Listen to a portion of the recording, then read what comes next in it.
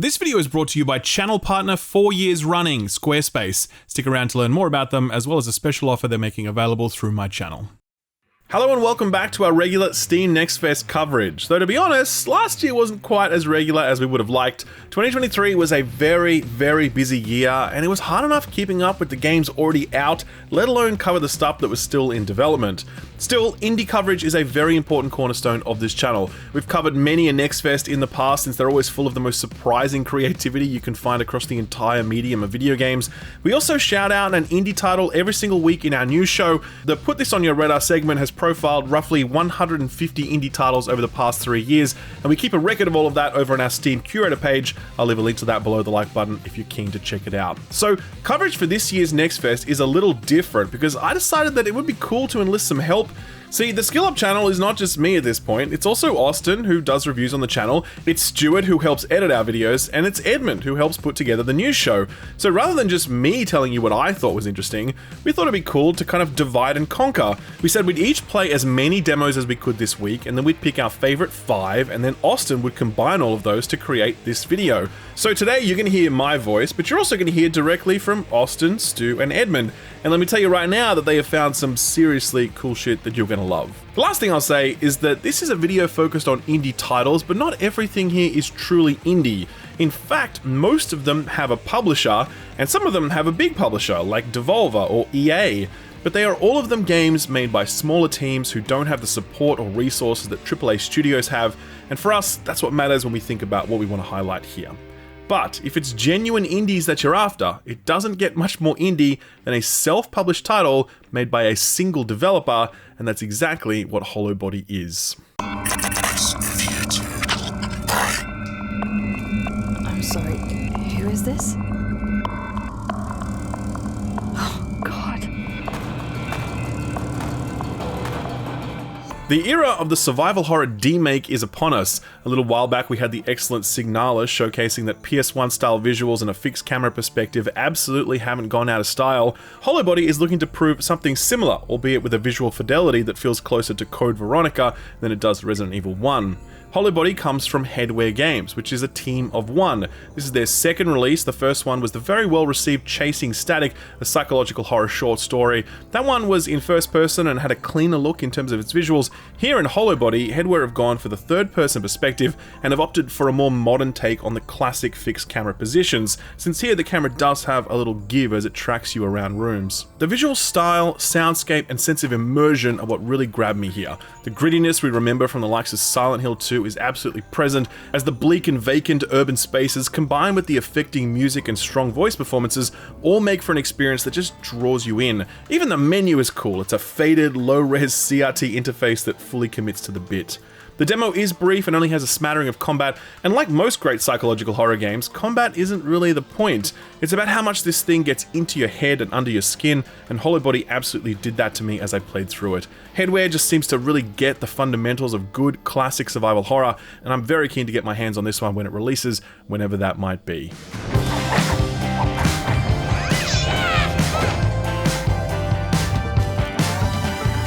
Hey, it's Austin. I'm the other guy that does reviews on this channel. Let's talk about some indies. So I'll start with this one, #Blood. It's an upcoming action-adventure game, the debut title for Exit 73 Studios, and it hooks you in right off the bat with this awesome art style that reminds me a lot of the old 2000s Nickelodeon cartoons. There's a visual consistency throughout the whole thing that I just adored, between all the menus sharing the same hand-drawn charm, to the over-exaggerated character animations, and also the way the game seamlessly transitions between cutscenes and gameplay. The hashtag in the name is purposeful. You play as Becky, who is, like all kids her age, obsessed with social media. And coincidentally, this is how all the questing in the game works. Kids will post stories on their feed with hashtags that provide hints on where to go, and these conversation threads naturally continue as you progress the quest. Very clever. The writing in this game was also a highlight. The game fully embraces its silliness, and all that humor really lands as a result. Got quite a few laughs out of me. But this isn't your average kids cartoon. There's something more sinister going down in this town involving vampires, mutants, and dark rituals, and it's up to Becky to beat her way to the bottom of it. The game has a simple yet delightfully bloody combat system, but it looks like it'll expand even further with spells and other makeshift weaponry. #Blood was a real standout title this Next Fest, and I'm super keen to see where its wild story leads.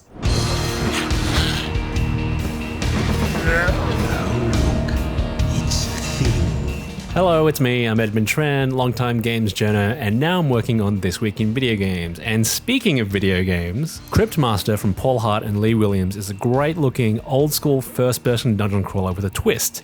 Its main interaction is typing. But not like in a speedy typing of the dead kind of way. Here it's a bit more thoughtful, where 90% of your interactions are executed with typing, but first you need to confirm the verbs you can actually use. So as you explore, you'll hunt for letters found in chests, which you'll earn by solving what am I riddles with the spooky Cryptmaster.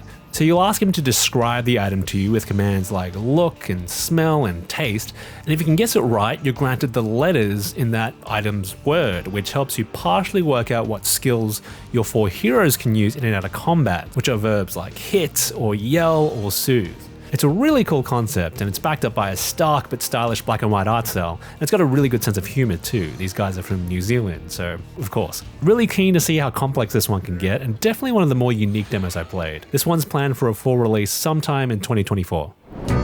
Stained carpets and peeling wallpaper exuded a stench of stale coffee and abandoned dreams.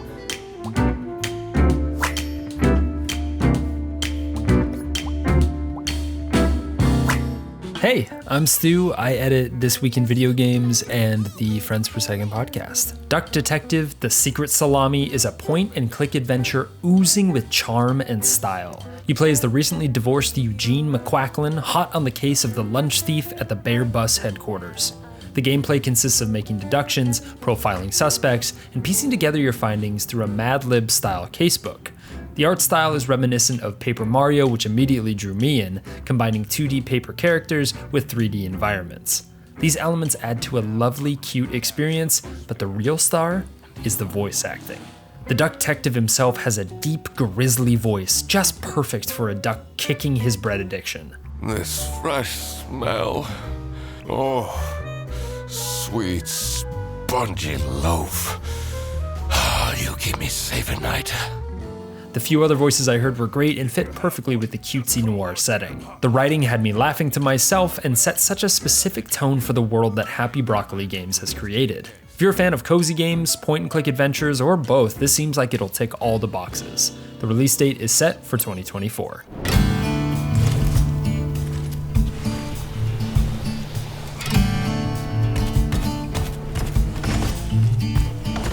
You've heard of Armored Core? Well, get ready for Armored Corn. Lightyear Frontier is a cozy farming sim with a mechanized twist. That's right, you've got your very own Titan to help you build out your humble village with all manner of arm attachments for various utility. Despite the use of all this machinery though, there's a notable focus here on restoring and nurturing the land, between cleaning up alien goop and feeding the wildlife, which in turn benefits you as doing so will bloom new materials. There is an undeniable special sauce here. The gameplay loop and everything surrounding it are already polished to a shine. Studio Frame Break have ensured that everything you do in this game is deeply satisfying, from the simple act of chopping trees to mining materials to the tactility of being able to assemble your own mech by hand. The cozy vibes are impeccable too. I mean, it doesn't get much better than returning from a hard day's work and watching the sunset beside a warm campfire, accompanied by the sound of chill string music and the rain pitter-pattering on your mech's windshield. I was so sad when the demo ended. This game had me in a completely relaxed trance that I didn't want to end. Rest assured, I will be returning to my little Shillville when the game releases into early access on the 20th of March.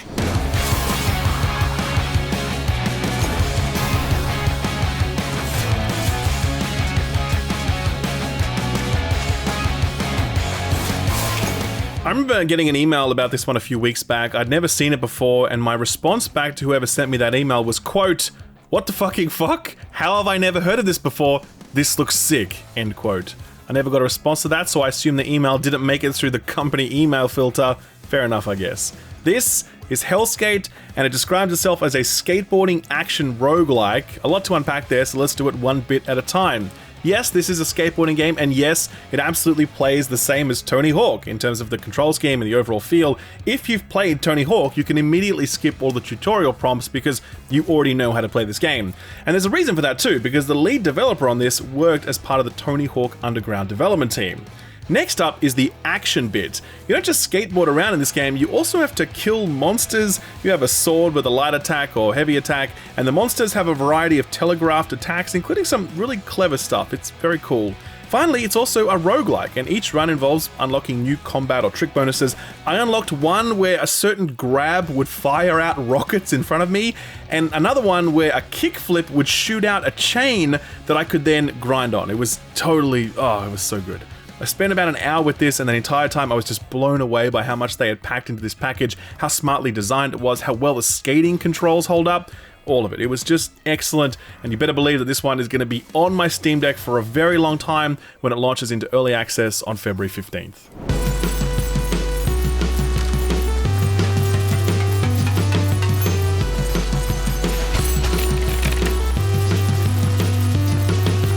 When you think of the top-tier indie platformer experiences, you probably think of Super Meat Boy or Braid or Celeste. I think that Pepper Grinder will find its place among the pantheon of indie greats when it releases. Pirates have stolen your treasure, and it's time to get it back. Gameplay is fast and frantic, while staying extremely precise and well-balanced. It hit that perfect platformer line where I never felt like a level was insurmountable, but not mindless either. The controls are a breeze to learn and hard to master without ever feeling overcomplicated. It feels so damn good to use the drill, and I highly suggest playing with a controller because the vibration feedback gives for an extremely tactile experience. The level design is top-notch, with each stage adding new hazards and enemies that keep you on your toes. The puzzle designs are also super thought out and well made. They're intuitive and fresh while never slowing the gameplay to a grinding halt. Developer REC has nailed the look of the game as well. The pixelated world is detailed with fun animations and background nuggets to take in. My only complaint? The demo was too short. I can't wait to hone my pepper grinding skills when Pepper Grinder releases on Switch and PC sometime in 2024.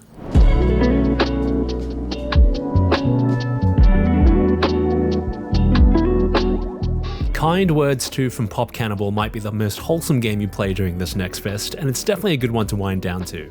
So if you never played it, Kind Words 1 was a cozy game where you send and request anonymous letters to real people while you chill out to lo-fi music. It might sound strange on paper, but in practice it's a very wholesome, humbling, and sometimes really intense experience if you let your inhibitions go and really get into it by doing your best to connect with real anonymous people. You might give someone a few uplifting words if they've had a bad day, find some way to relate to them, or just have a nice friendly chat. This game had quite a big impact during the height of the COVID lockdowns, and it's pretty easy to see why. Anyway, Kind Words 2 is a full remake of the first game, but with new areas for different kinds of interactions. You can have short casual chats out on the street, broadcast affirmations into the sky via paper planes, and there's also a record store where you can request and give recommendations. So the first request I saw here was asking for a music recommendation similar to a very specific Japanese jazz fusion band from the 70s that I had coincidentally just listened to that day.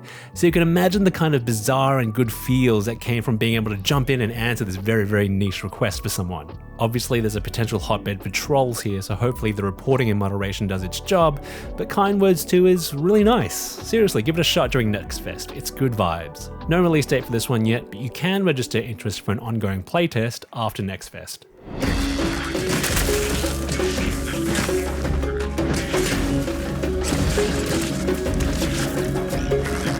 Rotwood. Now, this one was totally my jam. This is the next game from Klee Entertainment, the developers behind Don't Starve. It's a dungeon crawler roguelite, but with some notable exceptions. First of all, it supports 4-player local co-op. Now, there have been a few co-op roguelites in the past, namely Risk of Rain and Ship of Fools off the top of my head, but not enough in my opinion. I'm especially an advocate for more local co-op games. Got to play a bit of this with the missus and we had a great time. It is the familiar roguelite roguelite loop you've come to expect, but here you actually get to create and customize your own character. You can build them up with additional gear and weapons to suit your playstyle.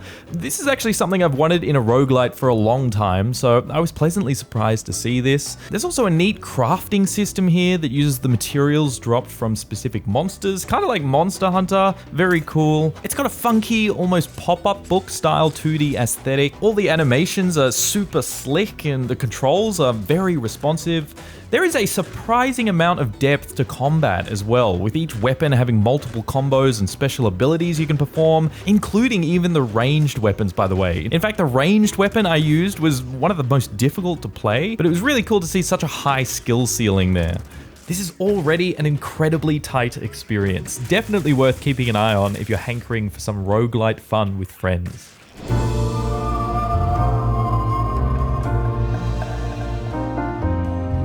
Aren't you a little young to start working for Allwater? What? No, I meant because... So Harold Halibut first came on my radar when developer Slowbros showed this at the Tribeca Film Festival in 2021, alongside a bunch of other amazing games like Sable and Norco. It was a good year. Obviously, the biggest drawcard here is in the visuals. It's all handmade stop-motion animation, which looks great.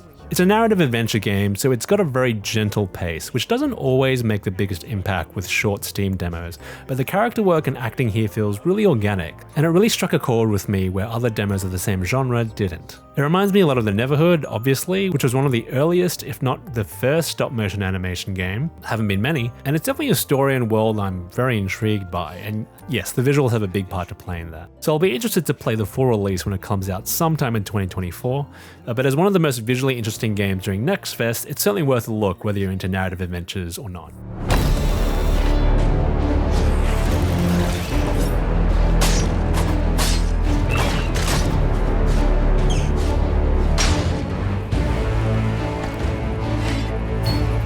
During the Next Fest, there was one game forever at the tippity top of both the trending list and the daily active player list, and that game was this one, Dungeonborne. Now, you may have heard about a game called Dark and Darker, which is essentially like Escape from Tarkov, except instead of guns and grenades, it's swords and sorcery. That game ended up getting embroiled in a crippling legal battle with the publisher Nexon, resulting in the title being delisted from Steam. It's still not back up there, and so Dungeonborne is looking to fill the void. I'd not actually played Dark and Darker, but I'd seen plenty of gameplay, and Dungeonborne appears to be very, very similar, albeit with a substantially improved aesthetic that makes it look downright impressive. Forgive me, seasoned Dark and Darker players, if you've experienced all this and more before, but for me, all of this was new, and I absolutely loved this. I love the class design, which each felt so distinct, from sword and board warriors to tricksy rogues to actual death knights and cryomancer frost mages. I love the slow, plodding movement, forcing you to consider every step. I love the tough as nails combat that saw you lose like half your health from a single rat bite. I love the inventiveness of it all. Things like a mimic chest is nice, but there's a potion you can drink that turns you into a mimic chest, ready to ambush unaware adventurers. This one is a self-published title from Mithril Interactive, and given how large it's gone throughout this Next Fest, it's impossible to imagine that it won't be a huge hit. No release date for it yet, but you get the feeling that it isn't too far off. I certainly hope it isn't. I'm very keen to get stuck into this at launch.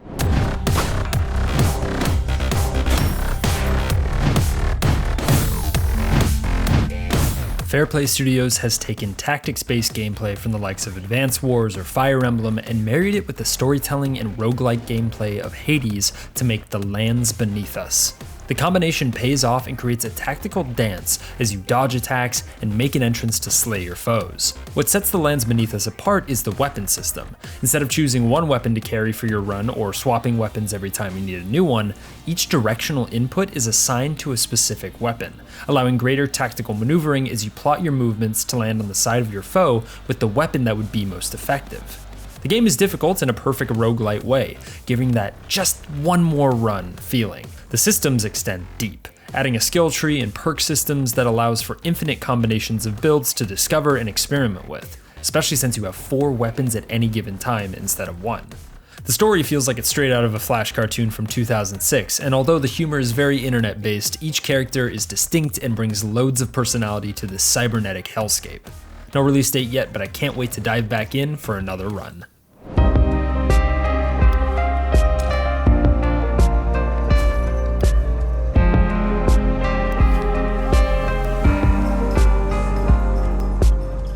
This is Synergy, a city builder / survival game from Lightyear Studio. Now, admittedly, I don't have a lot of experience with this genre, but I was immediately drawn to its clean, minimalist aesthetic, reminiscent of games like Sable and Rollerdrome, so I thought I'd give it a shot. Come to find out that this is quite a mechanically dense game. Honestly, time flew by during my time with this demo while I tried to wrap my head around all its systems, but by the end, the whole thing really clicked. The story here is that you're a small team of explorers attempting to make a home for humanity on this new hostile planet. So you start out by purifying the toxic water, building storage locations for that water, then figuring out sustainable food sources, so on. The conflict is that as your settlement flourishes, so too does the demand for resources. So you've got to work with the environment to manage the flow of supply as you continue to scale up. Hence the name Synergy. It becomes a real juggling act as you try to find the most efficient way to distribute your workers, keep them fed, staving off illness, while also maintaining their well-being by constructing some semblance of a functional city. It's equal parts relaxing and stressful, but there's an undeniable sense of satisfaction to be found here when your little civilization is up and running like a well-oiled machine. Already a really refined experience, to be sure, and it's planned to release in Q2 of this year.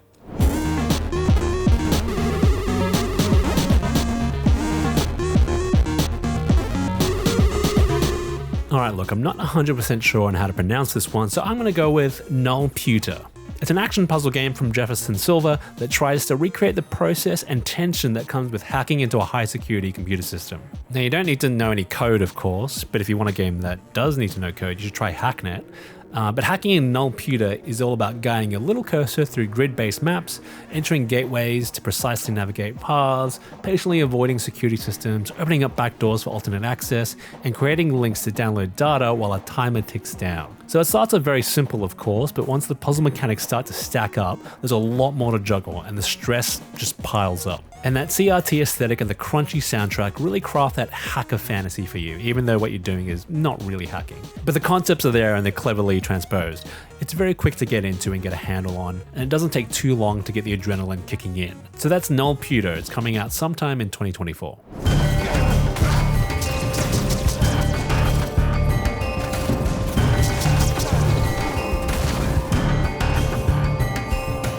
Remember Abu Bakr Salim? Well, in addition to being unreasonably charming and handsome in real life and the voice of Bayek in Assassin's Creed Origins, Salim is also a game maker. He founded his own studio called Surgeon Studios, and last year at the Game Awards we got to see what he and his team have been working on.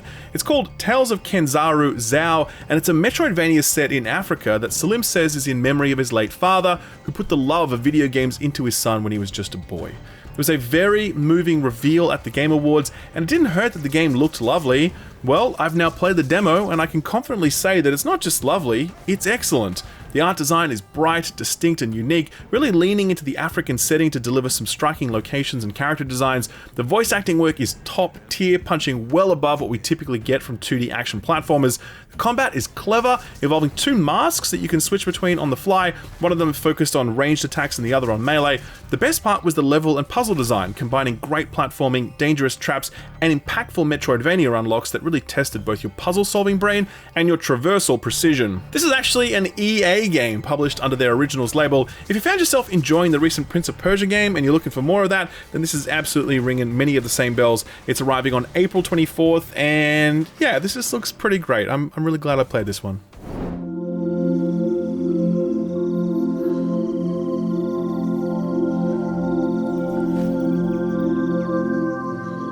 Flock falls under the same banner as games like Journey and Season, A Letter to the Future. These are all experiences I like to call games as meditations.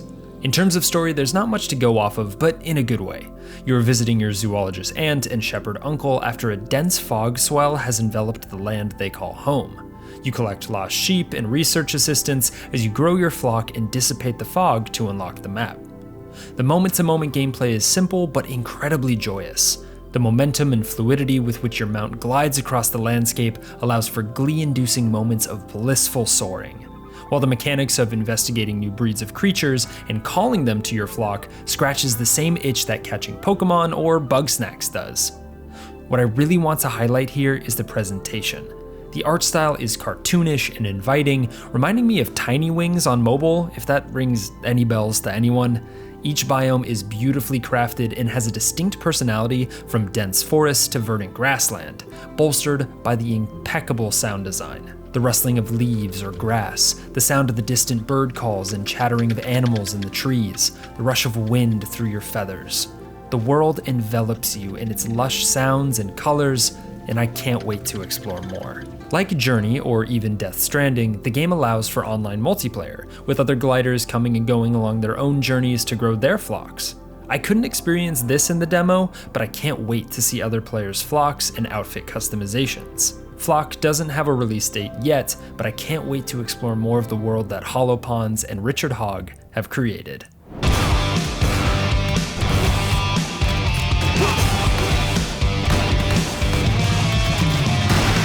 You know that sensation of playing a game and feeling like it was made exactly for you? Mullet Mad Jack from Hammer 95 is one of those for me. It's a fast-paced, flow-based first-person shooter drenched in a maximalist late 80s, early 90s VHS anime aesthetic, and it 100% nails it in its visuals, soundtrack, and voice performances. It's a roguelike where you only have 10 seconds to live, and each kill grants you precious extra seconds to race your way to the end of the stage. It's got that frantic feeling of Hotline Miami or Anglefoot where you're blasting, kicking, sliding, and hacking your way through robot enemies as a live stream audience cheers you on. They're the ones giving you the likes that give you life. There's a bit of humorous theming to unpack there, as well as the fact that the bosses are robo-billionaires, but it's definitely keeping in line with the tone of the game. This might just be my favorite demo of Steam Next Fest. I just wanted to keep going back and playing it again and again. No release date for this one yet, but hopefully soon.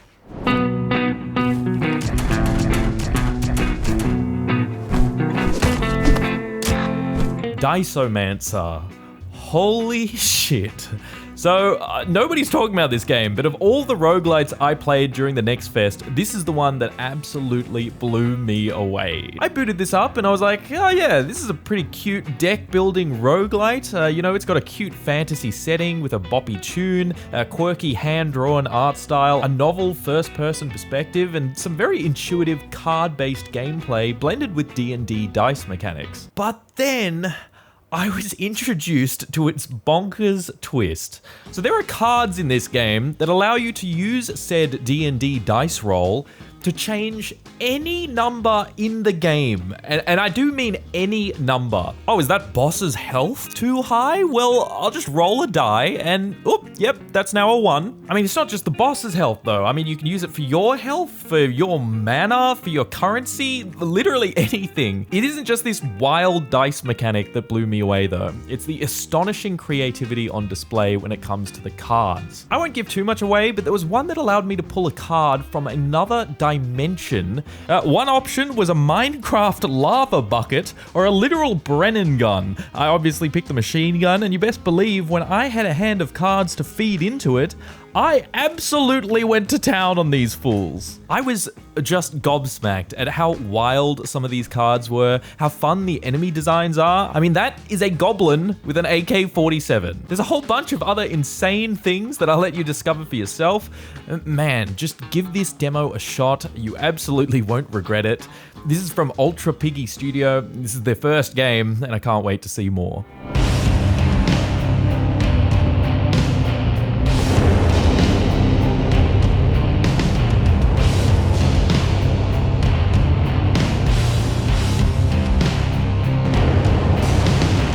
If you were to ask me what my favorite thing I played was during the Next Fest, I'd probably say this. Children of the Sun is from developer Rene Rother and it's published by Devolver Digital. This thing has a lot of Devolver energy and feels right at home in their portfolio. Its art style is gritty, its cutscenes are dark and kind of fucked up, its soundtrack is dirgy and oppressive, but most importantly, the gameplay is tight. That is the secret sauce of Devolver. They know how to pick things that look cool, absolutely, but they especially know how to pick things with a rock-solid core gameplay loop, and this is absolutely that. Children of the Sun is essentially a puzzle game. You play as a lithe sniper able to circle their prey for a good vantage point, marking targets as you do so. After you pull the trigger, you can bend the bullet a little bit, and when you hit your target, time slows down, and you can then point where the bullet will go next. It's sort of like Superhot with less focus on movement and more focus on bullet trajectory, with the tricky part being how to get a clear line of sight on targets who are behind various forms of cover. Hot tip, you can shoot the birds in the sky, which give you a very clear line of sight over the whole battlefield. It's got a scoring system including leaderboards, and it's already crazy to see the sorts of scores people are racking up. This is just stylish as all get out, watertight game design, incredible visuals, and fantastic sound. This isn't going to sell 5 million units, but the people who do buy it, I suspect, are struggling to enjoy it, and they're going to remember this one. No date for this yet, but hopefully it's this year.